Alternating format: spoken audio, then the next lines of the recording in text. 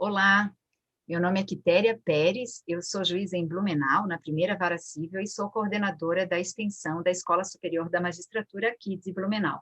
E hoje, para essa nossa Masterclass, eu trago um convidado muito especial. A gente vai ter a oportunidade de conversar um pouco com o professor Wellington Barbosa Nogueira. Ele é juiz substituto na minha comarca, aqui em Blumenau, e ele traz uma experiência já como juiz substituto, tendo passado por diversas unidades, o que enriquece sobremaneira, né, essa jornada de aprendizado, e também é um estudioso, dentre outras matérias do direito civil. Então, eu começo agradecendo imensamente a sua participação, Wellington. É para nós um motivo de grande alegria, grande orgulho mesmo contar com você no nosso corpo de professores da Escola da Magistratura. A gente já teve uma experiência muito bacana no módulo 2, quando você lecionou, os alunos, nossa, ficaram assim encantados, aprenderam muito, porque a gente percebe na tua fala o amor que você tem ao estudo, e isso contagia, isso é muito positivo. Então, a primeira pergunta que eu gostaria de te fazer é o que você vai abordar na sua disciplina, que trata da teoria geral das obrigações. Olá, Quitéria. Primeiro gostaria de dizer que a alegria é toda minha. Na verdade, é uma honra, né, receber esse convite dos colegas da ESMESC, né? Os professores tão cuidadosos, tão dedicados. Lembrarem do meu nome para esse convite, para mim, me honra muito. Então, eu agradeço em primeiro lugar. E aproveitando o gancho da tua pergunta, eu aproveito para dizer que eu vou ter o prazer de lecionar na extensão da ESMESC em Blumenau, o que nós chamamos aqui de Teoria Geral das Obrigações, e que envolve temas importantíssimos a respeito da matéria do direito civil, né? Nós podemos dizer que se a parte geral do Código Civil traz as bases, as balizas, né? Então, ela dá sustentação para aquilo que vem a seguir no próprio Código Civil, a teoria geral das obrigações é como se fosse o coração do Código, né? Porque é dali que emana todos os princípios, todas as diretrizes que vão informar e que vão ajudar na interpretação sistemática que nós iremos fazer, né? Então, essa parte da teoria geral das obrigações, embora ela pareça bastante abstrata, ela é muito útil, né?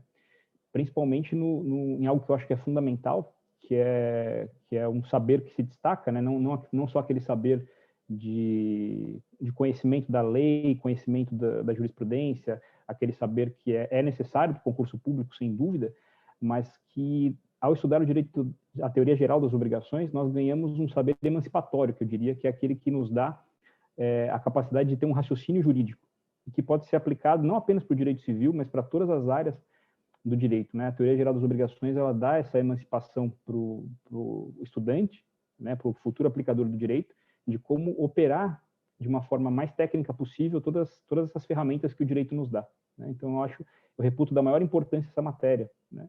Porque ela vai trazer ali conceitos como adimplemento, inadimplemento, dever, responsabilidade, mora, enfim, todas as ideias que vão se repetir em vários outros ramos, né? Não só no direito civil. E na teoria geral das obrigações, avançando, né, no estudo, nós vamos estudar as principais fontes das obrigações do direito civil, que são, de um lado, os contratos, né? Nós vamos analisar toda a parte geral dos contratos também, a principiologia contratual, a formação, a extinção do contrato, os sujeitos, algum outro contrato em espécie também, que será abordado no curso, né? E, de um outro lado, a outra grande fonte das obrigações do Código Civil, que é a responsabilidade aquiliana, a responsabilidade civil que decorre do ato ilícito, né?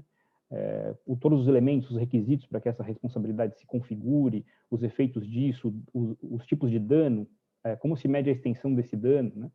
E todos os reflexos. Não é preciso nem dizer da importância desses temas, né, para os concursos públicos, não só para as provas de primeira fase, como eu imagino que seja o objetivo principal deste módulo, né, da ESMESC, mas eu gostaria de compartilhar a experiência de que na prova da minha turma de concurso, né, o tema da tese da sentença civil foi justamente esse, né, um tema raríssimo da prática jurídica, que é a da situação da pessoa que se encontra no comércio e tem o seu crédito negado porque há uma inscrição negativa, né, como se não houvessem ações desse tipo no judiciário, né, o que mais tem.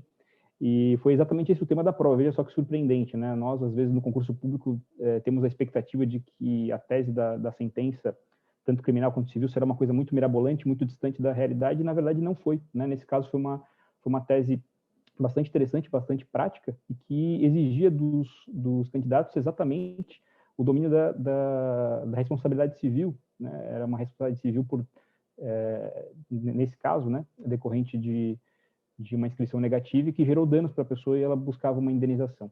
Então, basicamente são esses os temas que serão tratados, com muita alegria. Só esse teu depoimento final é o suficiente para a gente perceber que realmente a matéria é da maior importância. E eu, te ouvindo, pensava que justamente quando o aluno aprofunda esse conhecimento, ele está se preparando não só para o concurso, mas também para o exercício da magistratura, porque todo esse saber nos acompanha todos os dias, né? Raramente, não tem como você, durante um dia, não lidar com demandas que trabalhem contratos, né? Pelo menos na área do direito civil, né? Forte a responsabilidade civil, são todos temas muito presentes em concursos e na vida real também. Então, eu vou pedir, Wellington, que você escolha um assunto, dentre tantos importantes aí que compõem a tua disciplina, para nos dar uma palhinha, para conversar um pouquinho conosco, com os alunos que nos assistem, abordando esse conteúdo. Eu acho que é uma boa forma do aluno ter uma ideia da aula que é ministrada na Escola da Magistratura. Claro, Quitéria, com o maior prazer, né? Dentro dessa temática da teoria geral das obrigações, dos contratos e da responsabilidade civil, eu escolhi uma parte que eu considero das mais importantes dentro da teoria geral dos contratos, que é a parte da principiologia do direito contratual, né?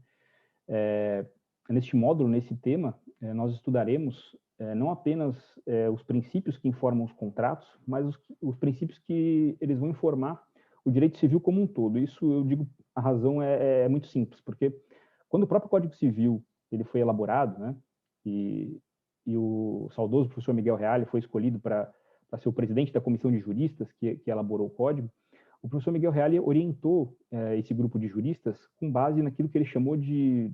Claro que ele não chamou disso, né, mas a doutrina depois que se debruçou sobre o tema chamou dessa forma, como se fossem metaprincípios, né, superprincípios, que informariam o Código Civil como um todo, né? Foram 3 que ele escolheu, né? O princípio da eticidade, ou seja, um princípio que privilegia na relação entre as pessoas, como um comportamento leal, um comportamento ético, um comportamento que leve em consideração a confiança depositada no outro, a confiança de que se eu celebrei um contrato com uma pessoa, ela vai cumprir esse contrato, ela não vai agir de uma forma contrária àquilo que foi pactuado entre nós, né? Então, esta confiança, este padrão de comportamento leal, ele serviu de orientação para a construção, né, de todo o sistema que configura o nosso Código Civil atual, né? É um Código Civil que se diferencia nesse aspecto do Código anterior, né? O nosso Código de 16, em que pese ele seja um código nascido no século XX, ele tem toda uma inspiração do século anterior, né? Ele é um código oitocentista, é um código do século XIX, e nós víamos isso nas normas que tratavam de uma forma mais individualizada, individualista do ser humano. E o nosso novo Código Civil ele tem uma outra perspectiva, uma perspectiva que leva em consideração não apenas a relação individual, a soberania da vontade dos sujeitos quando contratam, mas também esse padrão de comportamento, a lealdade, a confiança que é depositada, né? Então, este é o grande princípio da eticidade. Um outro super princípio tratado pelo professor Miguel Reale é o da socialidade, que é justamente a quebra desse paradigma individualista para o surgimento de um paradigma que leva em consideração a importância do âmbito social, do meio social que permeia as relações individuais, né? No paradigma anterior, um contrato ele era bom quando ele era bom para as partes, quando ele atendia os interesses das partes. Hoje, não é difícil imaginar que existam contratos que, embora sejam muito interessantes para as duas partes que o celebraram, sejam extremamente nocivos para o resto da sociedade, né? Nós podemos pensar, por exemplo, num contrato de uma construtora que celebra um contrato para a construção de um prédio com apartamentos de luxo, em que a construtora fica muito satisfeita porque ela vende todas as unidades, os adquirentes ficam muito felizes porque vão morar num lugar privilegiado da cidade, porém, o que eles não esperavam é que eles causariam um grande dano ambiental, por exemplo, naquela localidade, né? Não há dúvida de que a grande nocividade desse empreendimento para a sociedade gerará reflexos, inclusive, na própria relação patrimonial individual. Então, é sob essa perspectiva, é com essa preocupação que esse grande princípio da socialidade, ele faz parte da própria genética das leis civis desse novo código. E um outro princípio muito caro para o professor Miguel Reale era o princípio da operabilidade, que era tornar o sistema que é previsto no Código Civil funcional, né? Há uma grande obra paradigmática na filosofia, na teoria geral do direito, que é do professor Norberto Bobbio, que trata da estrutura à função, né? Não adianta o jurista ter o domínio de todas as estruturas jurídicas, de todas as categorias jurídicas, se ele não sabe dar a adequada função para essas categorias, né? Isso era muito complicado, especialmente no Código de 16, havia uma grande confusão entre o que eram os prazos prescricionais e os prazos decadenciais.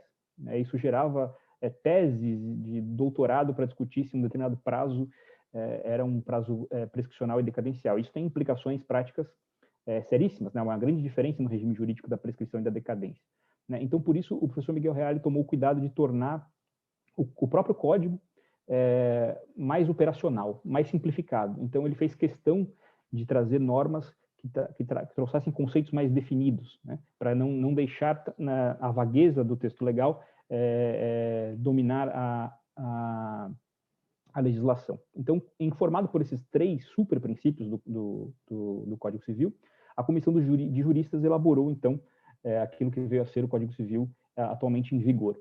E dentro dessa tessitura normativa principiológica, nós temos os principais, por assim dizer, princípios contratuais que são estudados dentro da teoria geral dos contratos. E quais seriam eles, né? Refletindo esses superprincípios de socialidade, eticidade e operabilidade, nós podemos apontar que existem 6 princípios contratuais principais, né? 3 deles são princípios clássicos dos contratos, eles vêm desde os estudos do direito romano, das institutas, né, o resgate histórico que houve na Idade Média, enfim, até chegar nos dias atuais, que são os 3 princípios clássicos. Quais são eles, né? O primeiro é o princípio da força obrigatória do contrato, aquele brocado que todos estão acostumados a ouvir, né? O pacta sunt servanda, né? Que existe uma força obrigatória no que foi pactuado, né? Os pactos eles têm que ser observados, né? É por isso que eles são exigíveis e obrigatórios.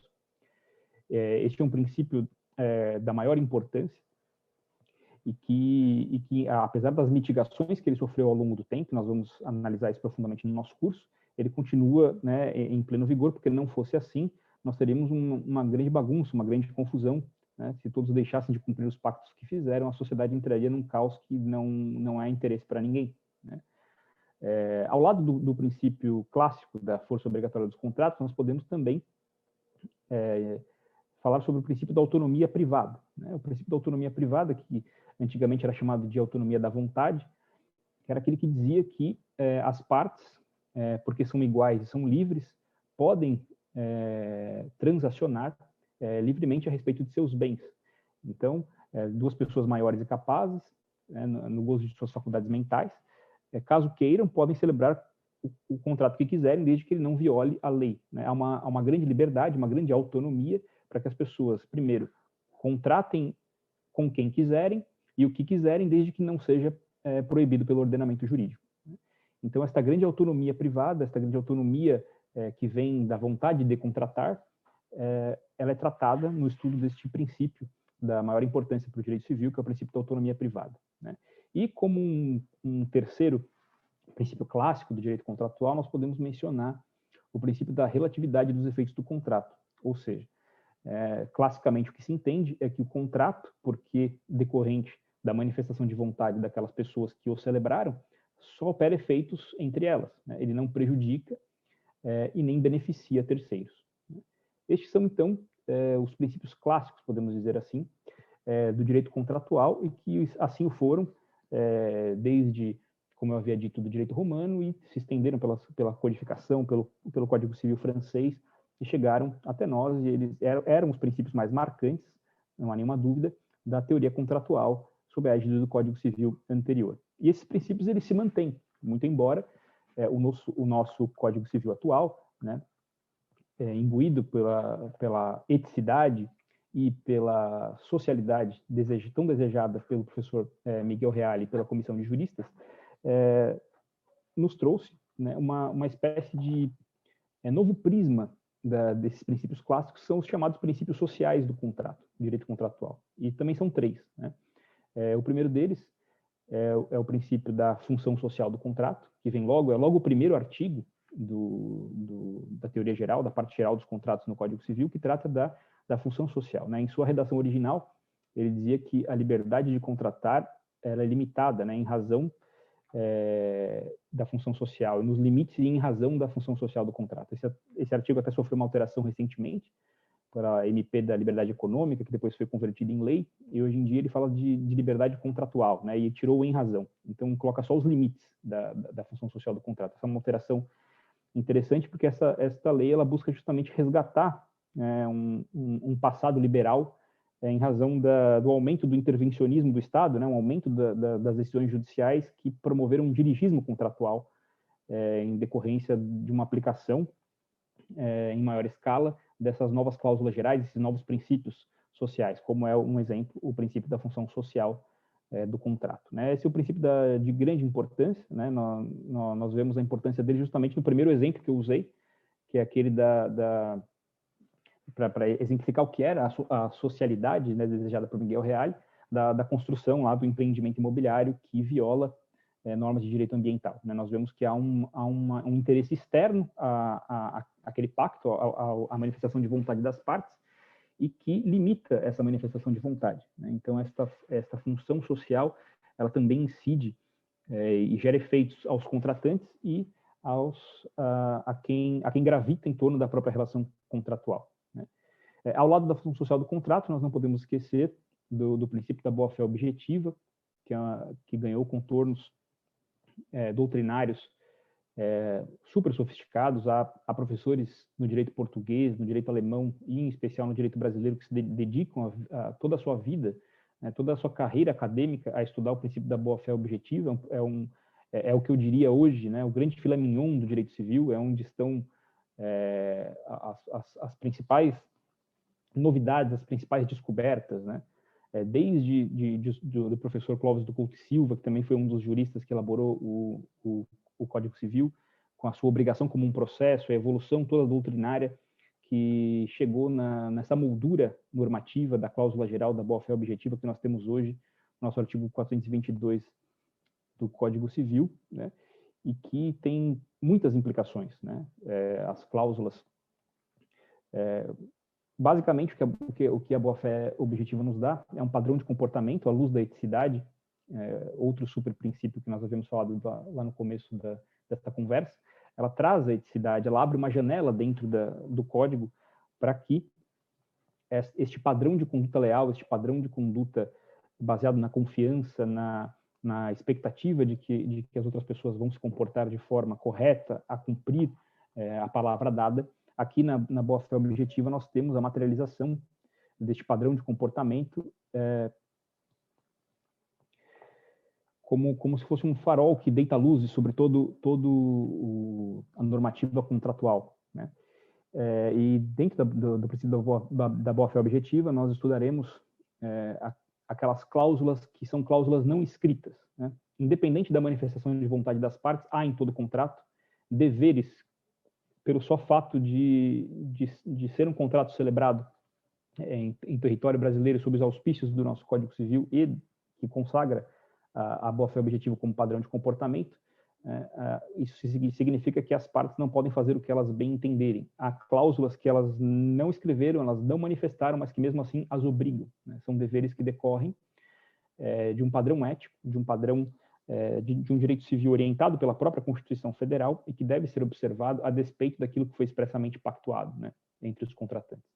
Né, isso é muito interessante, é uma reflexão que demandará algum tempo dentro do nosso curso, porque este princípio ele é muito importante, ele é objeto de inúmeros tipos de questionamento, não apenas em questões de primeira fase, mas ele é muito explorado também nas provas discursivas, né?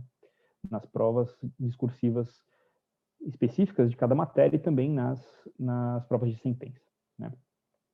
E, por fim, para finalizar o tema dos princípios contratuais, nós temos o princípio da equivalência material, que trata da necessidade de equiparação entre contratantes que possuem um descompasso muito grande, né? Isso é um reflexo da nossa nova codificação, na medida em que não se imaginava a necessidade de readequar o equilíbrio de forças entre os contratantes sob a égide do código anterior, né? Porque o que se imaginava é que as pessoas, no exercício da sua liberdade, aquilo que elas manifestassem como vontade de contratar seria suficiente para regular toda a relação, né? Era justamente por serem livres que livremente estabeleceriam as cláusulas do contrato e por isso estariam obrigados a segui-las. Mas o que nós sabemos é que existem contratantes e contratantes, né? É muito diferente contratar a compra de um tomate com um produtor rural que vende tomates na sua quitanda ou em frente ao seu imóvel rural do que contratar esse mesmo tomate de um grande varejista de supermercados, né? A força econômica, a força, inclusive, informacional, jurídica, deste grande varejista de supermercados é muito diferente daquele produtor rural singelo que produz os seus tomates numa agricultura de subsistência e vende o excesso da sua produção para ganhar um dinheiro extra no final do mês. Então, a diferença, né, entre esses contratantes pode fazer com que seja necessário uma readequação, um reequilíbrio de forças, né? É claro que até com as alterações que vieram no Código Civil pela Lei da Liberdade Econômica, pela MP da Liberdade Econômica, houve uma exceção a este princípio da equivalência material, porque a própria lei diz que nos contratos paritários, né, o que são os contratos paritários? São aqueles em que se presume que os contratantes estão em pé de igualdade, né? São aqueles contratos normalmente de direito empresarial, em que os agentes econômicos eles estão numa situação mais ou menos parecida e que, portanto, para eles, a intervenção judicial na revisão desse contrato ou na extensão das cláusulas deve ser a mínima possível, de acordo com a lei, né? Mas a equivalência material ela não interessa para esse tipo de contrato, contrato paritário. Ela interessa para um outro tipo de contrato, que é para aquele justamente em que há um grande desequilíbrio, né? Onde há um particular, uma pessoa, aquele homem médio, que nós podemos dizer assim, que vai contratar com um grande comerciante, dotado de um grande poder econômico, que pode se valer de um contrato de adesão e colocando lá cláusulas que prestigiem apenas o seu próprio interesse em detrimento do outro, né? O princípio da equivalência material vai justamente incidir para evitar que o contrato leve a uma situação extremamente desfavorável a ponto de que não fosse compensatório para aquela pessoa contratar o que contratou, né? É disso que se trata este princípio, e ele também vem na linha daquela principiologia inaugural do Código Civil, quando trata da eticidade e da socialidade. Então, vejam, senhores, que este tema da principiologia contratual é bastante abrangente, ele permeia todo o capítulo do Código Civil e todos os subtítulos que tratam do direito contratual, mas não só, né? Há exemplos de aplicação do princípio da boa-fé objetiva, por exemplo, no direito de família, no direito administrativo, no direito das sucessões. Não é uma exclusividade do direito dos contratos, né? Nós vemos exemplos diários em que se invocam esses princípios, que são tratados com maior proeminência no direito civil, para as mais diferentes áreas do conhecimento jurídico. Não é à toa, é porque esses princípios foram desenvolvidos ao longo dos anos, com muita dedicação e estudo, e estão aí para serem utilizados pelos operadores do direito, nós chamamos assim, para a solução dos conflitos, que não são postos todos os dias. E com isso eu termino, Quitéria, esta parte introdutória sobre a principiologia contratual, que eu coloco à disposição dos amigos e colegas, futuros estudantes na ESMESC e, quem sabe, tomara, todos nós torcemos para isso, futuros colegas de magistratura na magistratura catarinense. Nossa, que bacana, Wellington. A gente percebe nas tuas ponderações que muito mais do que saber quais são os princípios, compreendê-los dá uma consistência que é necessária para a gente conseguir operar com esses princípios, inclusive fora do direito civil, como você mencionou. E quando você traz essa explicação, inclusive histórica, e a conexão entre um princípio e outro com elementos da realidade, fica muito mais fácil compreender a matéria, né? E a gente fixa, a gente compreende muito mais facilmente. Sensacional, Nossa, que fluidez, parabéns, foi muito bom te ouvir. E agora, para encerrar esse nosso encontro, eu vou pedir que você deixe uma mensagem. O que você gostaria de dizer, professor Wellington, aos alunos da Escola da Magistratura que estão iniciando aí uma jornada de grande aprendizado? Olha, eu diria para eles algo que, se eu tivesse ficado sabendo antes, teria me ajudado muito, né? Eu demorei um pouco para me dar conta disso e só fui perceber não quando já tinha passado muito tempo, porque eu acho que tudo acontece no tempo certo na nossa vida, né? Mas se alguém tivesse me dito lá no começo, talvez eu tivesse me dado conta e eu teria orientado o meu estudo de uma forma diferente. Não que exista um jeito certo ou um jeito errado de estudar, né? Cada um vai saber, né, os seus limites e as suas aptidões. Mas eu diria para os nossos queridos colegas que não deixem de estabelecer um cronograma de estudos para que isso facilite a sua disciplina diária, né? É muito mais fácil planejar antes e executar depois do que ir mudando o seu planejamento ao longo do caminho. Não que nós não iremos fazer mudanças, e é normal que aconteça, né?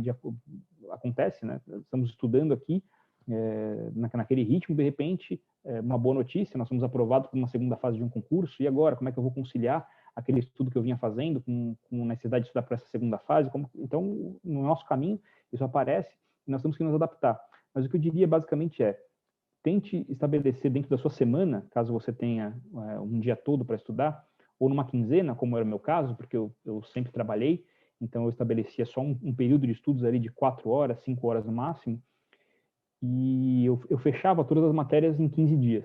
Então, eu acho que isso é importante, ter um ciclo, né, em que neste ciclo o candidato ele vai estudar todas as matérias que estão no edital, sem exceção, né, porque não adianta ser um grande especialista em direito civil, por exemplo, que é uma matéria da sua predileção, e não estudar penal, processo penal, ou estudar muito pouco, né, eleitoral, porque, principalmente na primeira fase, né, o peso das matérias ele não é tão diferente assim.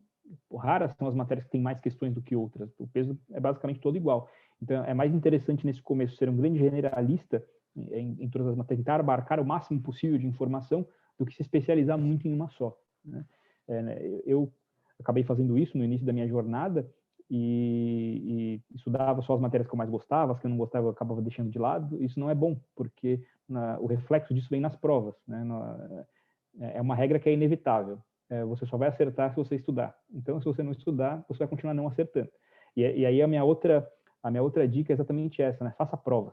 Ainda que na sua cabeça não seja para valer, mas faça simulados, faça questões, se possível todos os dias, principalmente as de múltipla escolha, né? Estabelecer esse ciclo de estudos, seja ele semanal, né? De que naquela semana eu vou estudar na segunda-feira civil e tributário, daí na terça-feira eu vou estudar penal e administrativo, enfim. Estabeleça da forma como queira, mas de modo que haja um ciclo completo, de que no final daquela semana ou daquela quinzena você terá estudado todas as matérias do edital, pelo menos um pouco. E ao estudar uma matéria específica, que estude basicamente 4 coisas. E essas 4 coisas eu acho que elas têm que estar presentes a cada dia que o candidato for estudar. Ele tem que estudar a lei seca, né, a letra da lei. É muito importante. Hoje em dia, as pessoas têm dificuldade, eu também tive muita dificuldade com isso. Mas depois de um tempo você passa a gostar, né? Para mim é parecido com comida japonesa, né? Eu achava detestável, né, quando eu experimentei pela primeira vez. Mas é uma questão cultural. A partir do momento que eu adquiri o hábito e a constância de ir a restaurantes que ofereciam, eu comecei a gostar. Hoje em dia eu adoro, né? Então, a lei seca, eu acho que é a mesma coisa, né? Ninguém gosta de estudar a lei seca, né? Ela não é interessante, realmente não é. É muitas vezes enfadonha. Porém, ela é necessária, principalmente na primeira fase. Então, adotar esse hábito desde cedo e logo no início do estudo é muito importante. Então, eu guardaria esta dica. Estude a lei seca, se possível uma doutrina resumida, né? Não tenha a pretensão de estudar grandes doutrinadores, grandes obras, né? É recomendável que se faça isso depois, né? Principalmente naquela matéria que você realmente gosta de estudar. No futuro, no mestrado, no doutorado, enfim. Mas para concurso público, basta uma doutrina resumida, né? Uma doutrina resumida de todas as matérias eu acho que é suficiente, tá? Então, estude a lei, a doutrina resumida é a jurisprudência, é inevitável. Acompanhe informativos de jurisprudência dos tribunais superiores, leia todas as súmulas do STF, do STJ. É impressionante a quantidade de súmulas que dão origem a questões de prova de concurso.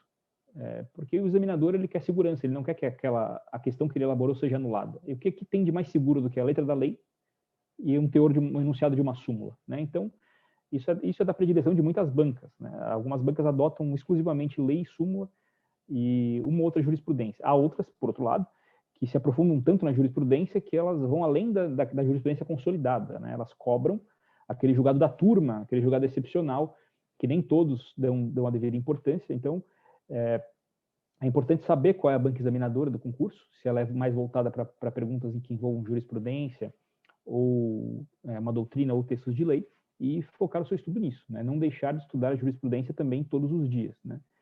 E resolver questões, né? Que é imprescindível, né? O que eu fazia, né? Orientado por outras pessoas que já tinham trilhado esse caminho. Quando eu fechava o meu ciclo quinzenal, né, eu estudava, por exemplo, vamos supor que eu estudasse Direito Civil, né, que é a nossa matéria aqui, às segundas-feiras, né? Então eu gostava de começar a semana com o pé direito, então eu estudava Direito Civil. Vamos supor que eu estudasse, então, a letra da lei nos contratos, né? Estou estudando a partir dos contratos, então terminei de ler ali uma parte do código e fui para a doutrina resumida. Terminando a doutrina resumida, resolvi estudar um pouco de jurisprudência em Direito Civil. Eu vi lá os principais julgados de Direito Civil das últimas semanas, é ideal estudar os informativos de pelo menos 1 ou 2 anos antes da prova, né? Porque normalmente a maioria das perguntas são desse período, né? E o que eu fazia? Eu deixava para resolver as questões sobre a matéria que eu havia estudado na quinzena passada, né? Eu não resolvia as questões do que eu tinha acabado de estudar, porque daí aí fica muito fácil, né? Você vai acabar acertando todas, você acabou de ler. Então, o que eu fazia? Eu terminava de estudar e aí eu ia fazer as questões da semana anterior. Então, eu sempre resolvia as questões com essa semana de atraso, né? Ou com essa quinzena de atraso. Então, eu terminava o ciclo e depois de uma semana, aí era como se fosse um teste mais fiel do que eu havia compreendido. E aí, dependendo do meu desempenho, se eu tivesse acertado um número grande de questões, eu me dava por satisfeito e seguia dali para frente. Se eu percebesse que eu estava com alguma dificuldade ou que eu havia errado muitas questões, eu retomava aquele tema e tentava melhorar meu desempenho na próxima resolução de questões. Então, basicamente, o meu estudo para a primeira fase foi assim, né? Eu não estudava assim antes, eu passei a estudar depois de um tempo, e se alguém tivesse me dito isso antes, o quanto isso melhora o desempenho nas provas, eu teria adotado essa sistemática logo cedo. Por isso que é bom a gente agora, na Escola da Magistratura, ter a oportunidade de fazer esse tipo de pergunta e colher esse tipo de experiência, que realmente é muito rica. Nossa, eu não tinha pensado nessa estratégia de fazer as questões algum tempo depois, porque realmente aí você vai ver o que fixou e se é necessário resgatar aquele conteúdo. Muito bacana. Wellington, te agradeço imensamente, foi muito, muito prazerosa essa conversa. Nossa, muito construtiva, muito conteúdo nas tuas respostas. A gente percebe, como eu disse no início, o teu amor ao estudo pelo direito civil em particular, porque a fluidez com que você fala é algo que fica muito nítido. Eu te agradeço muito pela contribuição desse encontro, tenho certeza que valeu muito a pena para quem nos assistiu, e desejo que a gente se encontre logo na sala de aula, né, dando vida à Escola da Magistratura dentro do magistério. Então, muito obrigada por esse momento, e eu agradeço também a você que nos assistiu e convido a acompanhar outros encontros que faremos abordando temas importantes na preparação para o concurso da magistratura. Um grande abraço a vocês e até breve. Grande abraço.